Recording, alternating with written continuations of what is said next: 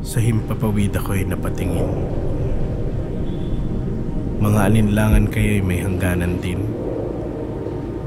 Meron kayang panghahawakan? Isang pangakong hindi tayo iiwan at hindi papabayaan. Mapadpad man sa tirik ng araw, payapa ng hapon o kalaliman ng gabi, isang yakap ang hindi lumisan sa aking tabi. Mahinahong bulong na nagsasabing kahit saan tumungo, anumang hanapin, kailan may hindi mawawala ang ating pag-asa.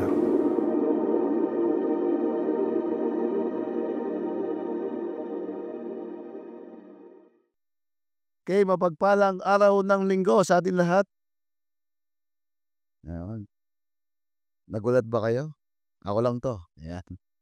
Sige, nasa ikalawang yugto na po tayo ng ating serye na tinawag natin Pag-asa. Kaya lagi po natin natandaan, habang may buhay ay may pagsubok. May tumama na. Bakit po? Dahil po sa pagsubok na ito, ipinapakita po na tayo ay may pag-ibig ng Diyos. Na mapagtatagumpay natin itong pagsubok na meron po tayo dahil po sa ginawa ng ating Panginoong Diyos sa pamamagitan po ni Kristo. Namatay siya sa cross at nagbigay ito sa atin ng kaligtasan, na ito po yung magbibigay sa atin ng pag-asa. So again, bago po magsimula, i-remind ko lang po, May 10. Sabihin niyo po, May 10. Meron tayong discipleship conference. Tama ba conference? Dati ay discipleship convergence. So before convergence, kasi ginagawa po natin po siya taon-taon. Kasama po natin Lucban, Candelaria, at saka po Lucena. But now, ngayong taon po ay gagawin po natin to in the very first time dito po sa atin.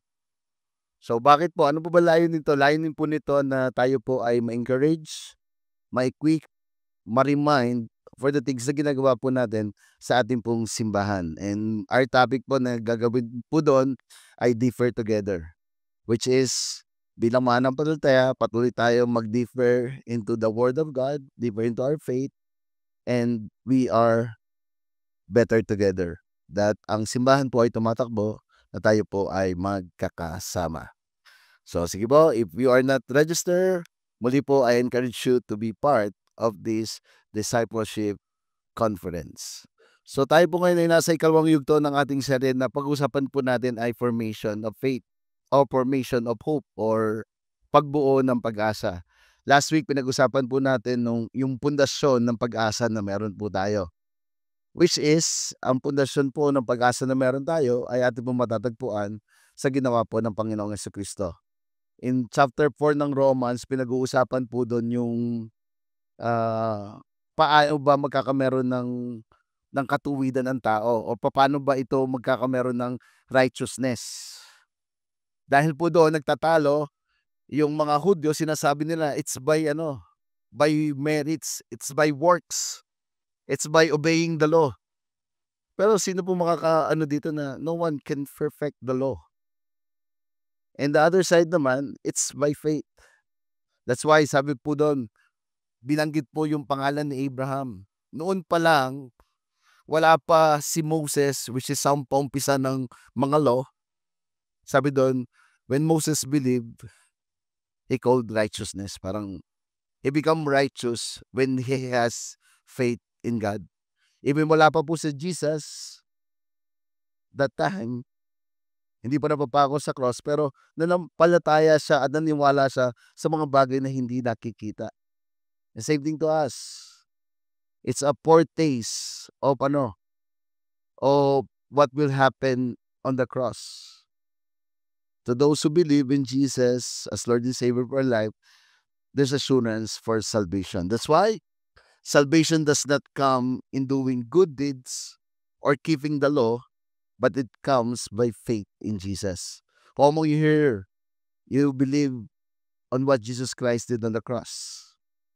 Yan. God graciously give us the gift of justification when we believe. So, we've been justified when we believe. Yung grace po ng Panginoong Diyos ay atin pong natanggap. Tama ba? Pagka sinabi pong justified, tayong mga makasalanan ay naalis ang ating mga kasalanan, naalis ang galit ng Diyos sa pamamagitan po ng ginawa po ng Panginoong Jesucristo. And to those who believe, you become justified. You become righteous. May katabi ka ba mukhang perpekto? Mukha lang. Kasi hindi po tayo magiging perpekto, right? But the Bible says, the righteous shall live by faith.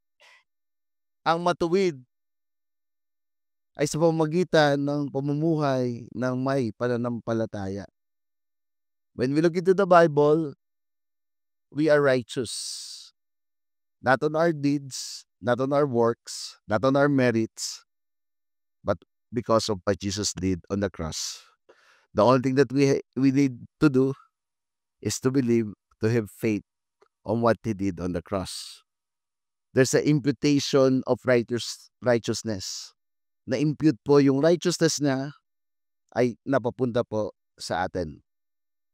So, that's why yung foundation po ng hope na meron po tayo is based on what Christ did on the cross. And now, we will talk about naman the formation of our hope o yung yung pagbubuo ng atin pong pag-asa.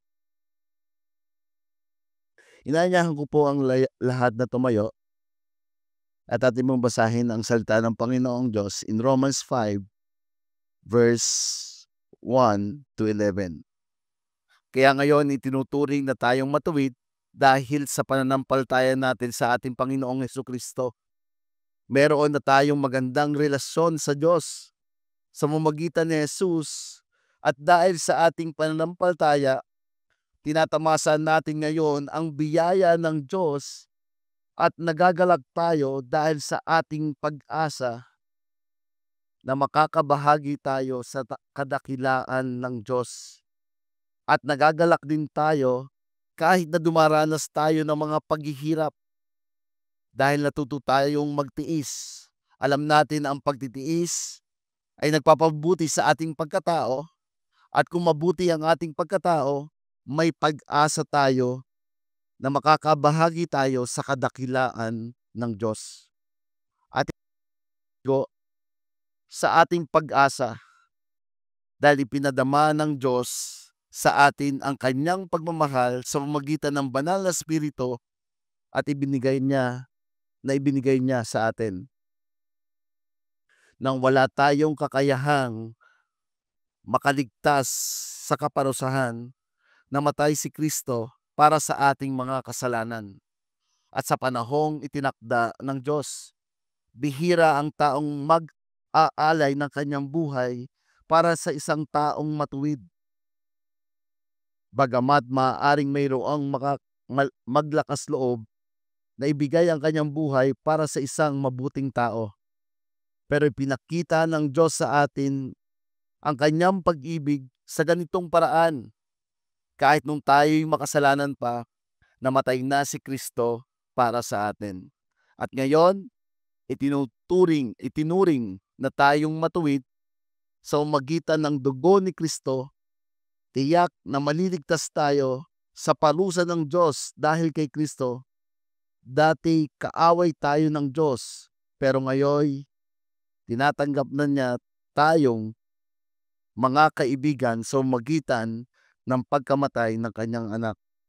At ngayon, meron na tayong magandang relasyon sa Diyos. Tiyak na ililigtas niya tayo sa kaparusahan sa pamamagitan ng buhay ni Kristo. Hindi lang iyan, nagagalak tayo sa relasyon natin sa Diyos ngayon dahil sa ginawa sa ating Panginoong Jesucristo na ibalik ang magandang relasyon natin sa Diyos dahil sa Kanya. Tayo po'y manalangin. Panginoon, dalangin po namin na sa oras na 'to, na mamuhay kami na Ikaw yung sentro ng aming mga buhay, Jesus. We pray, God, that sa lahat ng aming pinagdadaanang paghihirap, pagsubok ng buhay, dalangin namin na ituon namin ito na makakayanan din namin dahil kasama namin ang Diyos na banal na Espiritu na ibinigay mo sa amin upang mag-comfort, upang magbigay ng kalakasan ng loob, upang magtumulong sa sitwasyong hindi namin kaya. Lord, we pray also that we will be dependent unto you, Lord. Dalangin namin, Lord, na kahit isang bagay na maaaring kaya namin sa aming isipan, dalangin namin na kami ay mamuhay ng may pananampalataya sa iyo. Na sa bawat step ng aming buhay, sa bawat ng aming gagawin, dalangin namin, ito'y aming gagawin ng may pananampalataya. You said also to your word that it is impossible to please you, God. Today, we ask that we will live like what said their word, that the righteous shall live by faith. Help us to understand your word. In Jesus' name I pray. Amen. Amen. Sige po, pwede na po tayo mga po. So kung makikita po natin dito na inumpisahan po ni Pablo yung kanyang yung salita in Romans 5 about justification. Na sinasabi niya dito, we have been justified by faith. At ito daw po yung starting point ng mananampalataya na maapektuhan yung kanyang ginagawa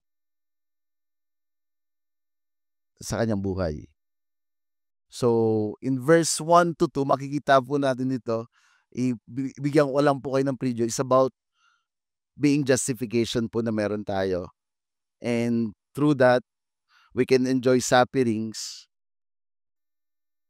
because of God's the Holy Spirit given to us also.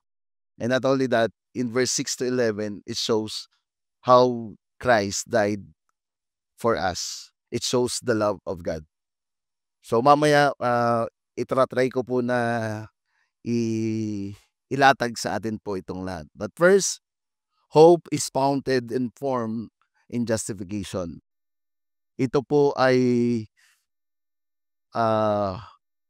nabuo. Ang ating pong pag-asa ay mabubuo dahil po sa ating pong katuwiran. And sabi po dito, kaya ngayon itinuturing tayong matuwid dahil sa pananampalataya natin sa ating Panginoong Jesucristo. Meron tayong magandang relasyon sa Diyos. So sinasaad po dito, dahil po sa ating pananampalataya, it is the starting point na nagkameron po tayo ng magandang relasyon sa Panginoong Diyos. Remember, when God created the world in Genesis 1, 2, inihanda niya ang lahat bago niya i-create ang tao. Tama ba? So, huli niya pong kinate ang tao, nang lahat po ay nandun na. But, in Genesis 3, nagkameron po ng pagkakasala. Alam nyo ba? Eva at Adan? Yan, diyan kayo magaling. Di ba? Because of yung sin, that's the starting point na nagkameron pong galit ang Diyos. Dahil ang Diyos po ay galit saan? Galit po siya sa kasalanan. And the only thing para po tayo ay mapatawad ng Panginoong Diyos, kailangan po yung wala pong bahid na kasalanan. And it's only sa pamamagitan po ng Panginoong Hesukristo. Siya po ay nabuhay dito sa mundo ng walang bahid na kasalanan hanggang siya po ay mamatay. That's why siya lang po yung qualified to pay the penalty po na meron tayo. Bakit? Dahil lahat daw po tayong mga tao ay hindi kayang abutin ang kaluwalhatian ng Panginoong Diyos dahil lahat po tayo ay makasalanan. So dito po in-establish kagad ni Paul na because of Christ, we've been justified. Hindi po sa ating mga mabubuting gawa or kung sino tayo ngayon, but it's because of what Christ did on us. So ano po yung mga benefits? First benefits, peace with God. And second, we have access in God. Yan, check na naman ako ni Chester. Pastor, gods na naman. Dami naman God natin. Pero tuwa ako, kino-correct niya ako. That's why my English is improving. Yeah. So makikita po na dito, first, because of Christ, we can also have peace with God. And dito po sa mundo, sino po makakapagsabi na mahirap magkameron ng kapayapaan? Tingnan mo po yung katabi mo. Madali ba yung relasyon na meron kayo? Dati, di ba, may nakita kayo, dati best friend. Ngayon, best enemy na. Sa mundo po natin, ang hirap pong gawin yon. Even in church, kahit nasa simbahan po tayo. But through Christ, it is easily to have a relationship to other people. Right? Even the Bible said, love your enemy. Hindi po sasabihin ng Biblia yan kung imposible po yan. But sino una nag-demonstrate nito? It is Christ. Sabi doon, even we are still sinner, Christ died for us. Ikaw ba, sino dito mamahalin mo yung kaaway mo? Mahal mo yung kaaway mo? Meron ba? Pakitas nga kamay. Wow. Churchy. Di ba? Hindi po ganun kadali. But dito sinasabi, because of Christ, we have peace with God. Even it is impossible tayong mga tao, magkameron tayong kapayapaan sa Panginoong Diyos. Sabi nga yung ating pong inherit sin ay nandito na po sa atin, hindi ito po maalis until the time dumating po ang Panginoong Jesucristo. Being justified by faith leads to peace with God through Jesus Christ. Bakit po? Ang Diyos po ay galit na galit sa kasalanan. God is holy at tayo pong mga tao ay hindi po.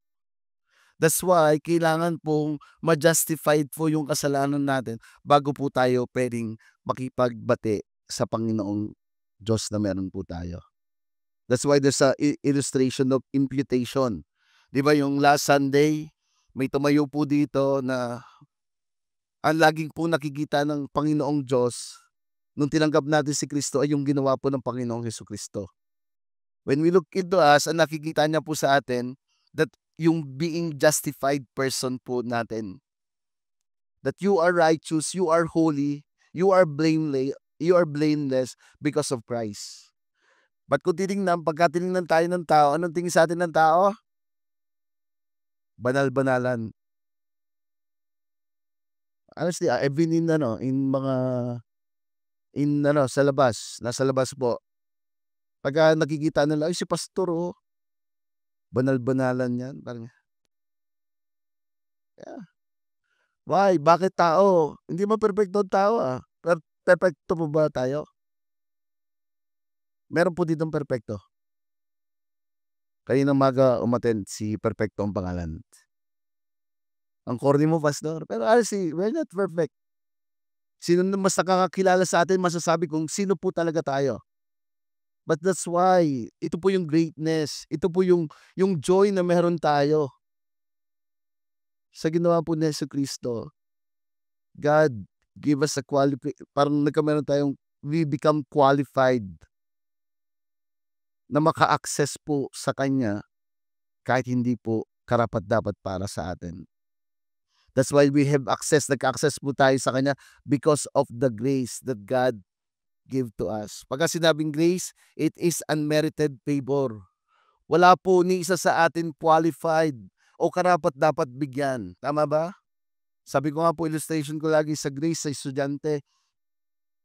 Halimbawa, hindi ka pumasok ng school. So, yung baon mo ng 2 linggo na hindi ka pumasok, pagka kinausap ka ng magulang mo, sasabihin sa'yo, "Anak, dahil hindi ka pumasok, ito ang 3,000. I-enjoy mo ang iyong pagiging estudyante." Karapat-dapat ba siyang bigyan ng ng baon niya? Parang hindi. But because of the grace, He gave the unmerited favor. And same thing to us when we received the salvation. No one in us, parang, hindi tayo po karapat-dapat, tama? But because of His love, we received this unmerited favor that give us access to God. This justification also grants believer access to God, grace, and allow them to rejoice in the hope of God's glory. Now we have hope in the glory that comes from God through Christ. Meron po tayong pag-asa sa kaluwalhatian ng Panginoong Diyos. Sabi doon, magalak ang lahat. Dahil in the eternal glory natin, there's hope in the future. Na because of this justification, assured tayo when we die here on earth or pagbabalik ng Panginoong Hesukristo, tayo po ay makakapiling ng Diyos Ama. Sure po na nakasulat ang ating pangalan doon sa libro ng kasulatan sa langit. Ang tanong, are you sure that you are going to heaven? Meron po akong winantuwa, sabi sa akin paano mo naman masasabi na mapupunta ka sa langit? Ganun ang tanong sa akin. Lakas-lakas mo pa rin mangasar kahit pastor ka na, sabi gano'n. Nasa Bible. When we read in the Bible, sabi sa Bible, when we accept Christ as Lord and Savior of our life, we've been justified. It is by grace we have been saved through faith, not by works, so that no one can boast. And there's assurance for our eternal life. So yung hope, yung pag-asa natin, unang-una kung Kristiyano ka, ang unang pag-asa na meron tayo, pag-asa natin sa kinabukasan. We have hope in the future. That sometimes nga pagka umattend ako ng funeral service, dapat nag-iiyakan, di ba? Pero yung ibang pamilya, pastor, yung masaya na. Kasi kami tanggap na namin, masaya na doon sa langit at na-enjoy niya doon. In reality, yes, mamimiss natin yung tao, pero there's assurance for all of us as a Christian that those who accept Christ as Lord and Savior of his life is already going to heaven. Sino dito na-excite ka na? Sino dito yung gusto mo yung katabi mo punta na sa langit? Wag naman. Pero honestly, kung titingnan natin, we have hope. Our hope is in the glory that comes from God through Christ. Yung kaluwalhatian ng Diyos ay sigurado po sa mga mananampalataya. Faith in Christ is the foundation for reconciliation with God and confident expectation of eternal blessing. We can look forward for the future with hope. Pwede po tayong mag-look forward for the future po. Meron pong pag-asa sa ating pong kinabukasan that because there's assurance kung saan po tayo mapupunta. Kung darating po ang Panginoong Jesucristo dito sa muli niyang pagbabalik, there's a rapture, mawawala na ang mga mananampalataya at yung mga hindi mananampalataya ay may iwan po. Parang ganito yung when Christ, pagka bumalik niya po sa dito, lahat po tayo ng mga mananampalataya ay mapupunta po sa langit. Dumating si Kristo, lahat po, sure po tayo na papunta po tayo sa langit kung tinanggap po natin si Kristo bilang Panginoon tagapagligtas ng buhay natin. Kaya matakot kayo, pag dumating si Kristo, nawala ang lahat, natira lang ako. Si pastor pa lang hindi alam yung... Well, joke lang po yan. Second point, without justification, there's no hope. It means, nung in-establish po ni Pablo yung justification na meron tayo, ngayon po sinunod niya po ito na meron pong pag-asa. Sabi doon, we can rejoice for eternal blessing na meron tayo. There's assurance that we are going to heaven. Tapos sa kanya po sinunod yung pag-asa sa atin pong hinaharap. Sino po dito dumadaan ka sa pagsubok ng buhay? Pakitaas mo ang kamay. Yun. Thank you, Lord. Nasa tamang simbahan ako, lahat. And even sinabi yan, sino po dito may katabi ka na mukhang hindi pa dumadaan sa pagsubok? Gusto niyo po ba ma-encourage? Lahat po tayo ay dadaan sa pagsubok. Pero siyempre, prayer ko lagi, Lord, even ako mismo, pag ako nagdasal, Lord, ilayo mo po ako sa pagsubok na darating. Lord, I pray for protection. And this, everybody of us, ito po yung laging gusto natin. Pero you know what? After the justification, ang sabi po ni Paul in verse 3, sabi po dito, not only that, yes, you can rejoice in the eternal blessing. But not only that, wait, there's more. Not only that, but we rejoice in our sufferings. Woohoo! At nagagalak din tayo kahit na dumaranas tayo ng paghihirap. May kagalakan po sa atin pong dinaranas na paghihirap. If you become a believers, if you become a Christian, if you become a follower of Christ, if you become a disciple of Christ, sabi po dito, we can rejoice in our suffering.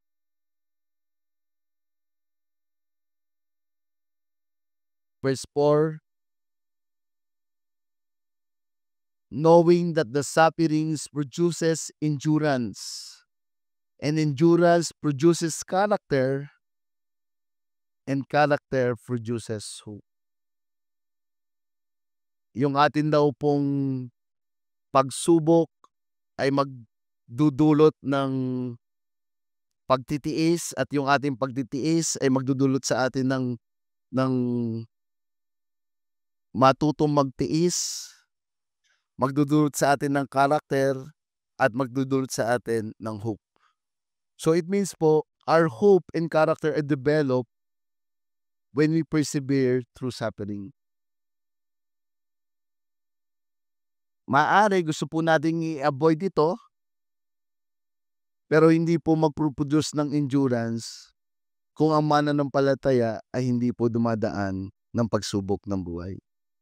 So it means, ang pagsubok po na meron po tayo, yung sufferings na meron po, ay kailangan po natin to para po tayo ay maging mapagmatiis, maging matatag, at merong pag-asa sa hinaharap. So sino po dito na-encourage ka na dahil may sufferings kang pinagdadaanan? Sa mga nagtre-training po, kailangan po ng consistent, hindi laging day 1. Pagka nag-post ka, day 1, next year na uli ang day 1. Di ba yung mga nag-exercise? Sino po dito nag-exercise? Nagja-jogging? Nagsusumba? Yan o. Pero yung pagsumba mo, unang sumba mo, kaya mo na agad yung 10 dance? Hindi po. Sa unang sumba mo, parang only 2 dance until ma-develop na po yung endurance.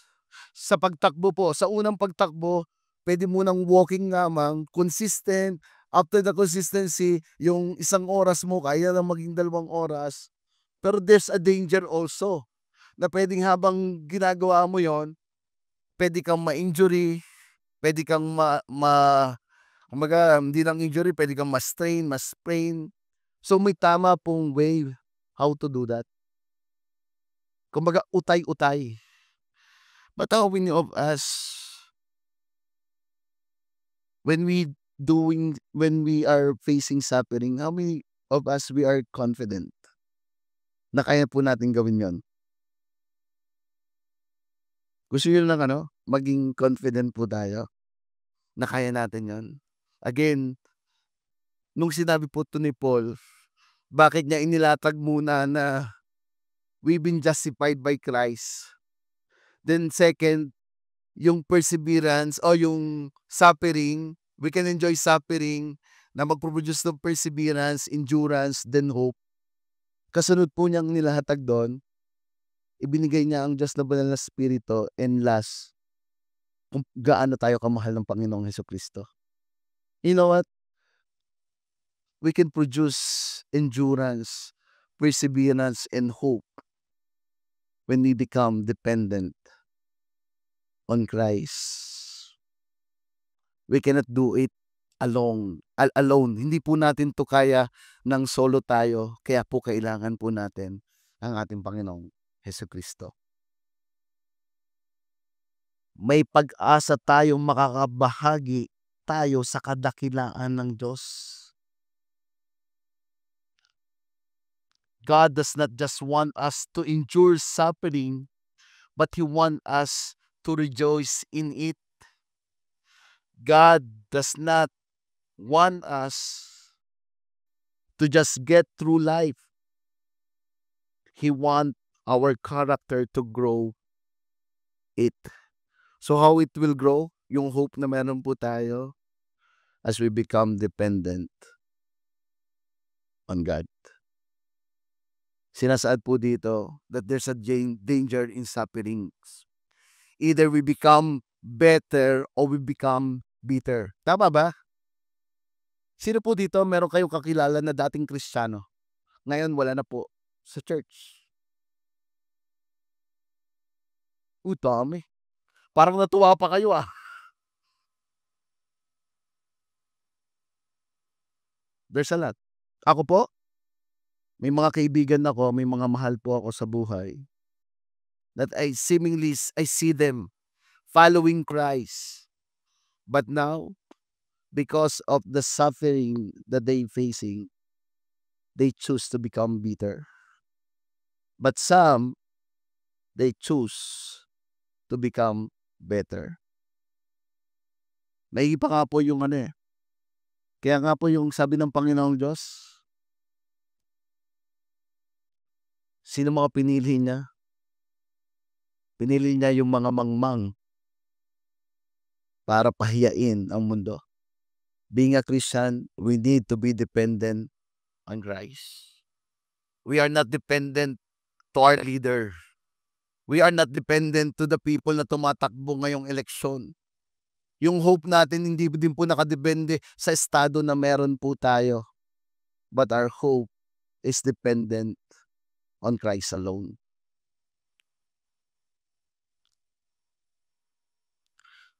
Suffering can cause individual to question their faith or lose hope in the higher power.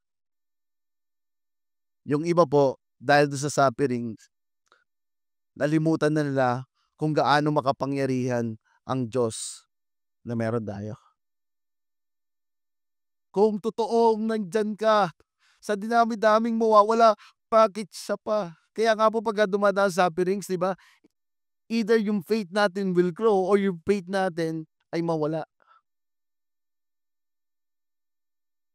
I see a lot, Christian, even me. Meron po akong kaibigan, si Franz. Pag-i-post mo nga yung picture ni Franz. Nagkita kami kahapon. Yan, no? Parang si Piolo Pascual ba to? Ano hindi. Joke po yun. Yan, kayo natatawa pag mga ganyan ng mga ko. Si Franz po is a world missionary sa Thailand. And again, ang goal niya in life is to be a world missionary, a world missionary. So he go to Thailand, kasama po yung kanyang 4 na anak.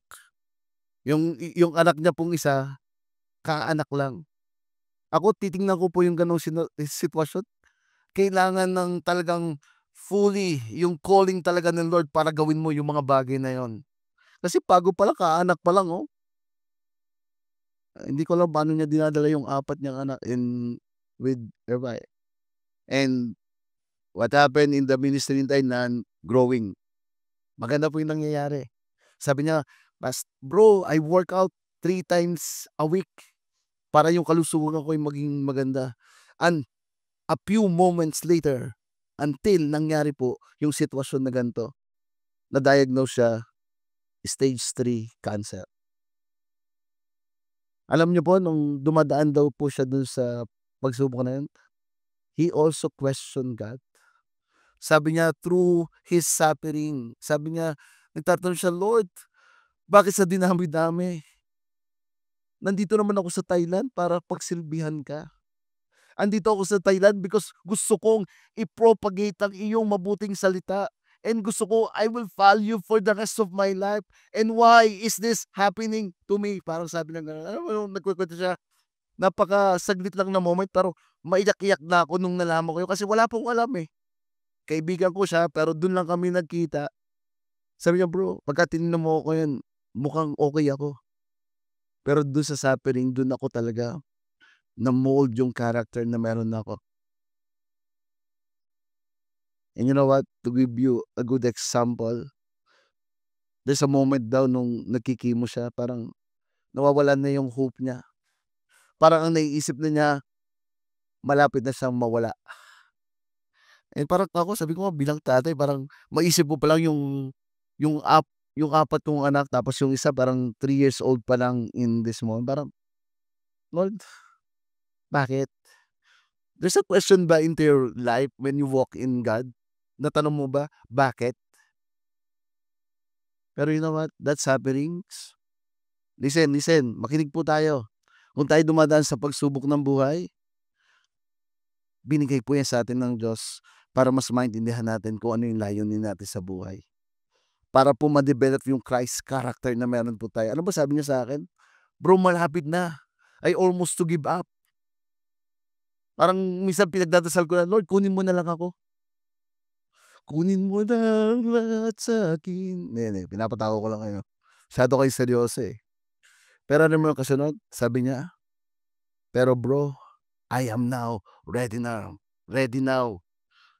Isang chemo na lang, titingnan na uli kung wala na yung cancer. But bro, ngayon alam ko na ready na uli ako for another mission. Ready na uli ako na pumunta sa another bansa para i-propagate ang salita ng Panginoong Diyos." Look what happened. He chose not to become bitter, but he become better now. He's saying to us, yung suffering na meron ka, you can rejoice. Because it will build perseverance, endurance, and character. Look at what Christ did on the cross. He endured these sufferings. For whom? Para kanino? Para sa makasalanan.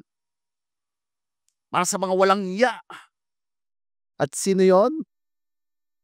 Nakatingin kayo sa akin. Pwede mo kita sa kamay. Tayo yun. Pwede ba natin palakpakan ng ating Panginoong Diyos?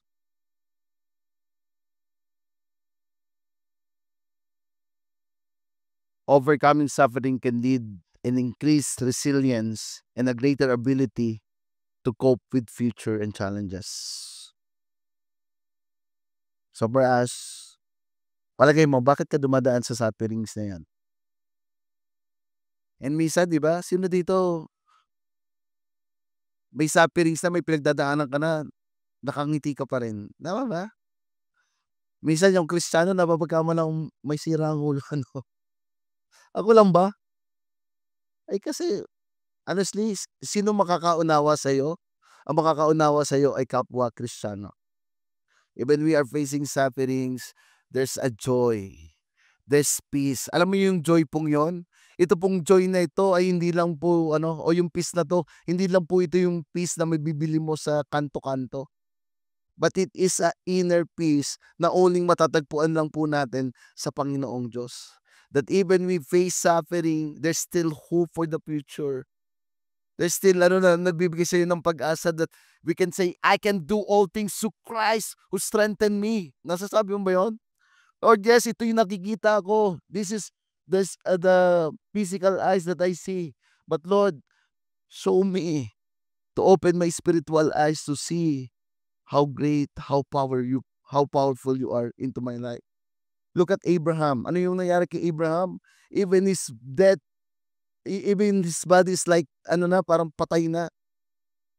Pero again, God make a miracle in his situation. And among you here, believe, kung ginawa ito ng Diyos sa ating Father of Faith, it will be happen also into us. So, ready na pa kayo to enjoy, to rejoice in our sufferings? At least medyo convinced na kayo. Pero mas mako-convince pa kayo. Point number 3, our hope in God does not put us to shame. Yung pag-asa natin sa Panginoong Diyos will not put us to shame. Romans 5 verse 5. At hindi tayo mabibigo sa ating pag-asa. Sabi dito, hindi tayo mabibigo sa ating pag-asa dahil ipinadama ng Diyos sa atin ang kanyang pagmamahal sa pamamagitan ng banal na spirito na ibinigay niya sa atin. And when we accept Christ, when we become justified, the God, the Holy Spirit, is living in us now. To those who accept Christ as Lord and Savior of his life, the God, the Holy Spirit, same as powerful as God the Father, like God the Son, same powerful like God the Holy Spirit who's living in us. So ibinigay niya po yon para maunawaan natin yung pag-ibig po ng Panginoong Diyos sa atin. Because God, the Holy Spirit, is also a comforter. In time of our sufferings, God can comfort us. The God, the Holy Spirit is always there. Sabi nga doon, sa oras nang hindi natin alam ang ating pinagdadasal, ang banal na Espiritu ay nasa atin at tinuturuan tayo kung ano ang atin ipagdadasal. Tama ba? And look at this. He is a God, the Holy Spirit, who's living in us. At ito po yung gusto ng Panginoong Diyos sa atin na ibinigay po siya sa atin para ipaalala ang pag-ibig ng ating Panginoong Hesukristo. Sino dito masaya ka lang, solo ka lang? May ginaman, masaya ka ng solo ka. Sino dito mas masaya ka kung may kasama ka? May ginaman. Alam niyo po yung anak ko? Si Alexia, Caleb, and G-Boy. Ako po yung nagturo dyan lahat maglakad. So, lagi lang patatayuin ko yan. Tapos sabihin nung asawa ko, uy, wag. Hanggang sa matutunan sila maglakad. Every time nasa tabi nila ako, yung gaganyan ko muna. Tapos tatayo yun, otay-otay, lalakad ng gana. Basta nandun si daddy nila. Pero pagka lumayo ka na, more matutumba siya. Alam what? Sino dito takot sa dilim? Ayan, may ginawa, may takot naman sa dilim. Sino dito kahit anong tanong ko hindi ka sasagot? Diba? Alam niyo po, nung bago din ako, parang lagi akong takot. Sabi lang nung kasama ko, he get the scripture in the Bible, sabi niya, greater is He, or greater is the God, the Holy Spirit who's living in us than who is in the world. So, Ron, nung naging Kristiyano ka, ang Diyos na banal na Espiritu ay namumuhay na sa atin. Mas makapangyarihan siya sa lahat ng meron dito sa mundo. Lagi ko sinasabi, totoo ba ang demonyo? O, nakatingin na naman kayo sa akin. Totoo po. But sinasabi po sa greater is He who's living in us than who is, greater is the God, the Holy Spirit who's living in us. Hindi po question, nung tinanggap mo si Kristo, hindi po question kung meron tayo, kung nasa atin po ang Diyos na banal na Espiritu. It is already in us. But the question, do we living in the fullness of the God, the Holy Spirit? Minsan kasi po, hindi po tayo aware or tinatalikudan natin siya. We make our own, but God wants us to be dependent onto Him. Maybe some of us here, when you realize it, Lord, andyan ka lang pala, God, the Holy Spirit. Help me Now binibigyan kita ng puwesto sa aking puso, ng puwesto sa aking buhay that I want to follow you for the rest of my life. Help me, God the Holy Spirit, guide me, teach me in times of in times of yung bitterness, in times na hindi ako makapagpatawad. God the Holy Spirit, help me. Said to your word that you are greater than any other else. The question, are you willing to live in the fullness of God the Holy Spirit in us? Again, God the Holy Spirit remind us how really God love us. Ano sabi ni Jesus sa kanyang mga disciple, 'di ba, bago siya umalis, nagpapanik na yung mga disciple, "Ha? Aalis ka?" Ang sabi ni Jesus, "Huwag kayong mag-alala.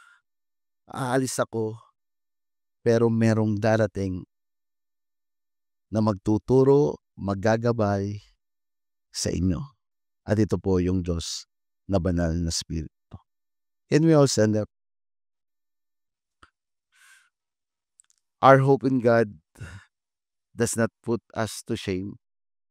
It gives us assurance. It gives us confidence. The question, do we know that the God, the Holy Spirit is in us? Another question, paano tayo namumuhay ngayon ang Diyos na banal na Espiritu ay nasa atin? Hope is solidified as you persevere through times in the hope of the glory of God to the Lord Jesus Christ in the power of the Holy Spirit. Again, maybe some of us, dahil sa sobrang tindi ng iyong pinagdadaanan, parang nasasabi mo, Lord, totoo ba na ganun mo ako kamahal? Totoo ba na nandyan ka, Diyos na banal na Espiritu? Yung niyatag po ni Pablo, pinakita niya in verse 6 to 11, how really Christ loved us. He loved us unconditionally. Itong proof ng sobrang pagmamahal niya sa atin, nagbigay daan sa atin upang magkameron tayo ng magandang relasyon sa Panginoong Diyos. Dahil kay Kristo, pwede tayong mag-rejoice kasama natin ang ating Diyos Ama. God profound love and grace demonstrated through Christ's death for sinners. Again, yung love po ng Panginoong Diyos, sinabi niya dito in verse 6 to 11, even we're still sinners, Christ died for us. It shows how He really loved us. So as I end the formation of our faith,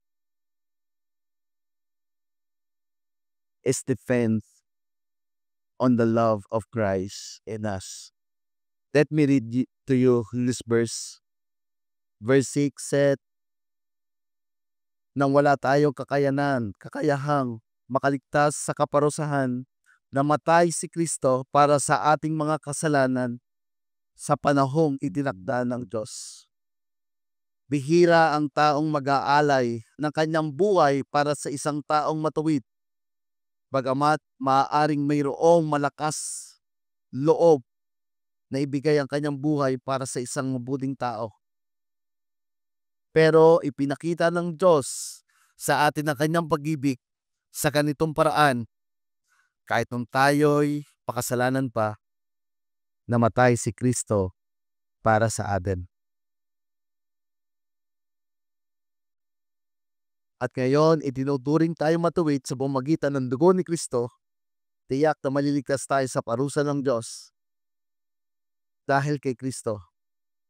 Dati, kaaway tayo ng Diyos, pero ngayon, tinanggap na niya tayo mga kaibigan sa pamamagitan ng pagkamatay ng kanyang anak. At ngayon, meron tayong magandang relasyon sa Diyos. Tiyak na ililigtas niya tayo sa kaparusahan sa pamamagitan ng buhay ni Kristo. Tayo po'y manalangin. Panginoon, maraming pong salamat na binigyan mo kami ng kagalakan na ngayon masasabi namin na kami ay may tunay na relasyon sa iyo, aming Diyos. Maraming salamat, Panginoong Jesucristo, nang dahil sa iyo, nanumbalik ang magandang relasyon na meron kami This is our prayer, that as we live here on earth, we pray that we will live according to your will. We will be more dependent unto you, not on our merits. At the confidence that we have is not in us, but the confidence that we have is in you, Jesus. Or thank you that even today we pray, iparamdam mo sa amin yung unconditional love na binigay mo sa amin, Panginoon. Through you, God, the Holy Spirit who is in us. And we pray, yung comfort mo ay nandito sa amin. Ibigay mo yung confidence na meron kami. Ibigay mo, Lord, yung pagiging anak namin sa iyo, Panginoong Diyos, na meron kami. That I believe God is telling to you, you are my son and my daughter. You can call me Abba Father, because my relationship to you is not only for the sake of my love, but it is unconditional, sacrificial, and I giving it to you. Maybe you feel like that you are nothing, but for me, you are worthy. Mahalaga ka sa akin. You are a princess to me. I believe God wants to hug you and to feel His presence to you. Maybe you are tired now. Pagod na pagod ka na doon sa sufferings na iyong pinagdadaanan. But every time you face sufferings, look at the cross. It shows how God really loves you. And that's the confidence that we have. Lord, I pray to each one of us who was here. You are the one who will form our hope. Lord, I pray for the day that it will not define the situation that we had today, but define our hope on who you are. Can we sing this song to the Lord? That truly sa Kanya natin matatagpuan yung pag-asa na meron tayo. Truly, that God really loves us. Let's sing this song.